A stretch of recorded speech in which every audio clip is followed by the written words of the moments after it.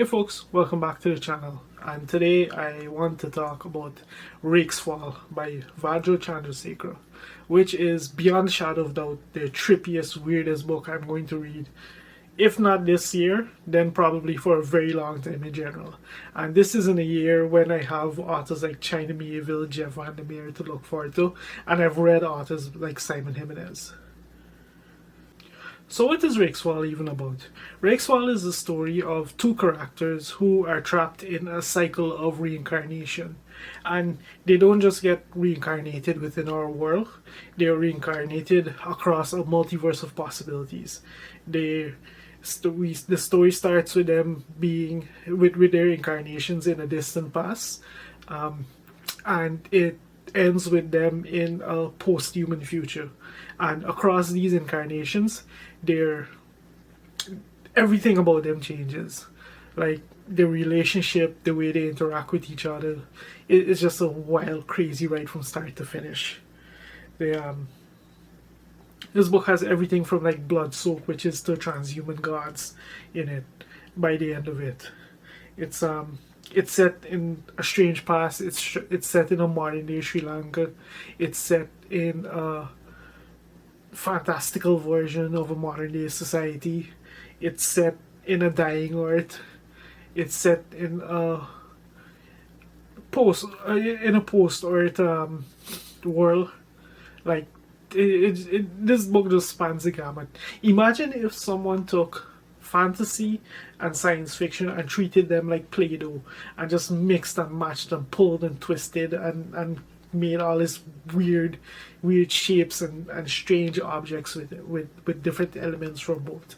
That's Rakesfall in a nutshell. So what did I think about Rakesfall? In a nutshell, it's an incredibly creative and incredibly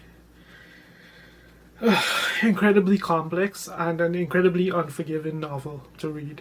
Like, this is not a book meant for the general audience.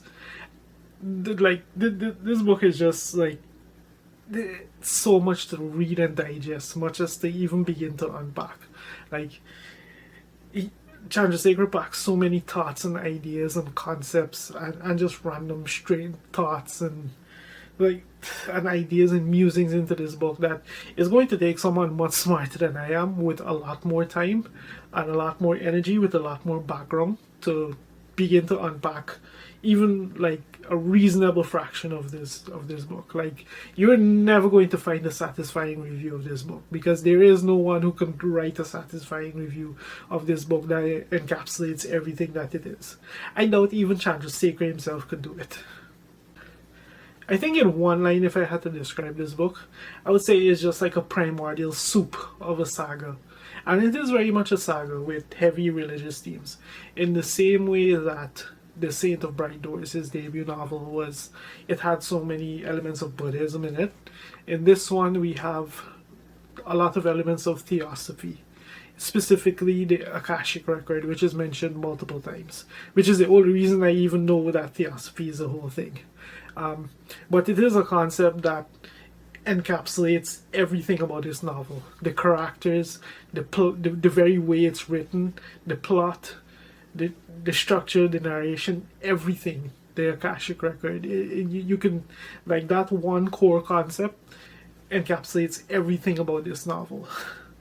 And what is the Akashic concept? It's basically the idea that every possibility, every potentiality, everything that has happened, everything that could possibly happen to everything in existence, exists in like a cornucopia, like like essentially a record. It is a record that's kind of superimposed on the very fabric of the universe. And because of that, like, so many things are fluid in this book. Like, time is fluid, the characters are fluid, their personalities, their memories, everything about them is fluid. Like, we'll have the main character existing in a time and thinking on his memories that span both the distant past and the upcoming future, as he or she encounters different things They'll muse on different elements of the world that are very much a modern day, very much our world, and then they'll muse on another aspect of the world that's completely fantastical, very far out there. Like it's the Akashic record makes all these things superimposed on top of one another, and the characters they embody that in the way that they're like down to their actual thought process and the way they operate, everything about it. It's heavily influenced by that core concept. So what does that mean really for this story? We have a pair of main characters who we follow them through multiple incarnations, through numerous worlds and times, and some are ancient and strange, like a pre-agrarian society. Some are modern day.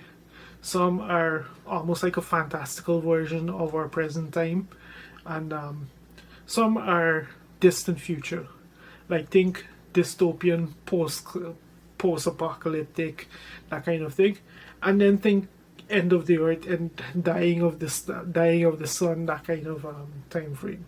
Like it's just all over the place, and not just within our timeline, across like different different potential um, different potential existences is the only way, and different planes of existence at that. Like it's just absolutely trippy. And the one core thing that stays true throughout this entire experience is our pair of main characters, and the way they incarnate is not always clear. Like we'll always follow one of them, but the other one you have to think and figure out who or what it could possibly be within this incarnation, because sometimes they're not even human, sometimes they're not even like a being or an entity unto themselves. Like it's just wild. And then as if that wasn't as if all of that wasn't already enough to challenge you, Chandrasekera is just absolutely unforgiving in the way that he writes the story, in the way that he narrates this entire saga. Like this guy just he just does not care if you have the interest, the attention span, or even like the mental capacity to follow along. Like I'm not going to be surprised if lots of people just try to pick this book up based on a very striking cover and then read it and then very hard off of it. Like this is a book that completely ignores everything about modern genre storytelling. This is very experimental. This is very unforgiving in the way it's written. Is the only way I can really describe it. Through each incarnation, we basically have to rediscover our main characters, figure out their whole new personalities and situations and philosophies and these kind of things. It completely ignores anything like character development. It completely ignores anything like a linear plot progression. It completely ignores anything like an overarching theme, or something to anchor the reader throughout the story for them to say, okay, this is who I root for, this is who I'm behind, that kind of thing. It is just saying there's no overarching theme is probably wrong, but this is not a book that coddles the reader or has any interest in them even being engaged in the story in any way. Like this book is just, it has a story to tell. You're along for the ride, and your mileage is going to vary on how interested and fascinated you are in what's going on here. Like even the writing is just all over the place. Like at the very start of the book, it's formatted almost like a TV show, and we get a whole breakdown of a fandom associated with this TV show and the concepts behind that and all of that. Then we switch it up and we have third person narration, we have omniscient narration, we have a stage play that unfolds. Like it's just wild and all over the place. Anything resembling a plot, we have like a struggle for survival. We have a traditional coming of age. We have a murder mystery. We have just so many things. We have slice of life. This book is just wild. It's wild. It's all over the place. Like if you struggled with the Saint of Bright Doors, the Saint of Bright Doors is him taking his time to sit you down, get you very comfortable, give you your favorite comfort food, wrap a nice cozy blanket around you, and then proceed to spoon feed you every aspect of that story compared to what he does to you in this book. Like, it's just wild. Like, I just enjoyed this from start to finish. Just how brutal and unforgiving and creative it was. Like, this was like watching a glorious train wreck unfold. And just being absolutely hooked from start to finish and enjoying that ride from start to finish. It's pretty much the only way I can describe my experience in this book. Yeah, like, honestly, I think that's all I have to say about this book. You're not going to find a review online that's going to do this book any semblance of justice in describing what it is, capturing everything that it is. Like, if you're into this kind of fiction based on anything that I've described here, absolutely give it a shot. Your mileage will probably vary, but this is not a book meant for general audience. Like, I can't think of anyone I would recommend this book to. Like, it's just like maybe one or two people maximum. I don't know very many readers who are going to have who are going to be fascinated and interested enough to see where this goes from start to finish. Like, no, this book is not meant for a general audience. It's just excellent. And that's not like me being snobbish or being like or trying to be elitist or anything like that. Like, I genuinely think that this book, it was written for a particular, it wasn't written to appeal to a general audience, is the simplest way to put it.